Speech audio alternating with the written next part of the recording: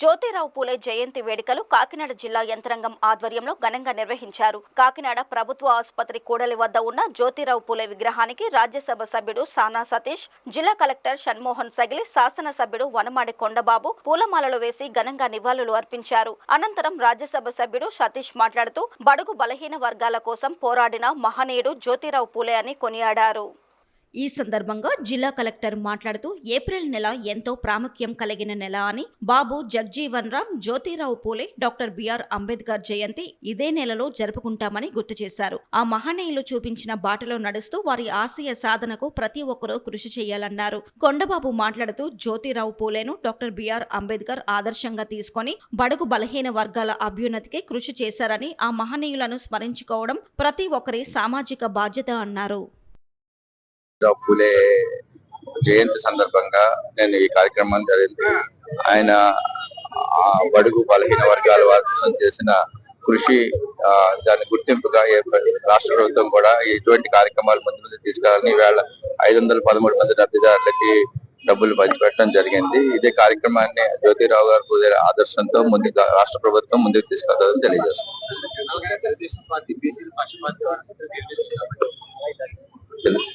Telugu Desam party బీసీలు ఎప్పుడు కూడా తెలుగుదేశం పార్టీతోనే ఉంటారు.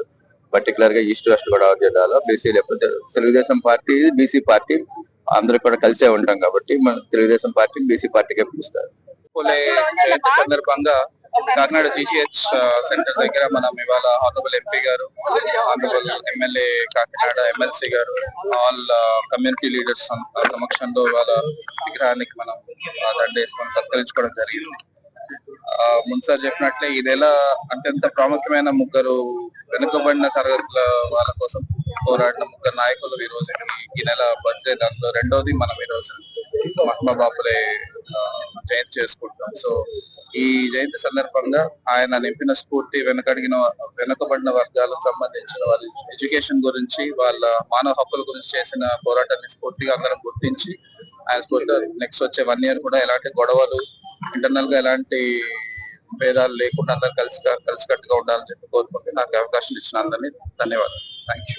ఈ రోజు జ్యోతిరావు పూలే గారి జయంతి కార్యక్రమం ఈ రోజు కలెక్టర్ గారి ఆధ్వర్యంలో ప్రభుత్వ పరంగా చేయడం జరుగుతుంది. ఈ రోజు జ్యోతిరావు పూలే గారు జయంతి కార్యక్రమం గాని, వర్ధంతి కార్యక్రమం గాని ఎంతో ఘనంగా జరుపుకుంటూ ఉంటాం.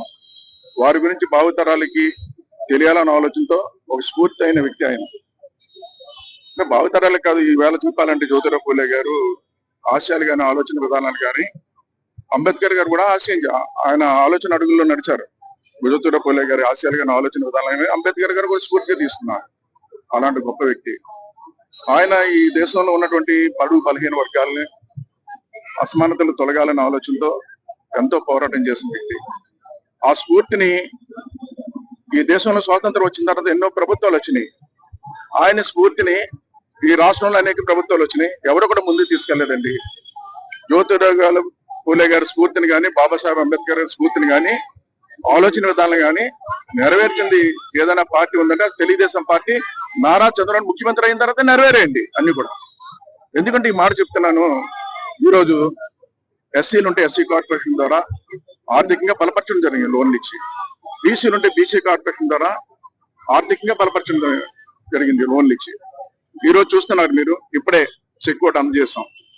అందులో బీసీలతో పాటు అగ్రవర్ణాల్లో పేదవాళ్ళు కూడా గుర్తించిందండి తెలుగుదేశం పార్టీ. అగ్రవర్ణాల్లో పేదవాళ్ళు, కాపుల్లో, అలాగే అన్ని వర్గాల్లో, బ్రాహ్మణ్స్ లో, చౌదరీస్ లో, రెడ్డిస్ లో, అన్ని వర్గాల్లో పేదవాళ్ళు కూడా గుర్తించి కూడా ఈరోజు సాయం చేస్తుంది. ఈ రోజు ఈ దేశంలో అసమానతలు తొలగాలనే ఆలోచనతో చాలా మంది మాటలు చెప్పారు కానీ తొలగించలేకపోయారు. ఈ రాష్ట్రంలో తెలుగుదేశం పార్టీ వచ్చిన తర్వాతే అసమానతలన్నీ తొలగాలి, అందరూ సమానంగా బతకాలని ఒక ఆలోచన విధానం ముందుకు తీసుకెళ్లిన వ్యక్తి ఎవరు ఉన్నట్టు నారా చంద్రబాబు నాయుడు గారిని చాలా స్పష్టంగా చెప్తున్నారు ఈ రోజున. అదే విధంగా బీసీలకి రక్షణ చట్టం కావాలని కోరారండి ఎన్నో సంవత్సరాలుగా. ఎవరండి నెరవేర్చారు? ఎవరు నెరవేర్చలేపారు. ఈ రోజు తెలుగుదేశం పార్టీ చాలా స్పష్టంగా ఉంది, బీసీల చట్టానికి రక్షణ కల్పించాలని మొట్టమొదటిగా ఈ రోజు ఈ రాష్ట్రంలో ప్రవేశపెట్టింది తెలుగుదేశం పార్టీ, నారా చంద్రబాబు నాయుడు గారిని సందర్భంగా తెలియజేసుకుంటూ భవిష్యత్తులో బీసీలు ఏదైతే అట్టడుగునున్నటువంటి ఆర్థికంగా బలపడాలని కోరుకున్నారో ఆ కోరికలన్నీ నెరవేరుస్తారు. జ్యోతిరావు పూలే ఆశయాలకు అనుగుణంగా ముందుకెళ్తుంది తెలుగుదేశం పార్టీని ఈ సందర్భంగా తెలియజేసుకుంటే సెలవు తీసుకుంటాం.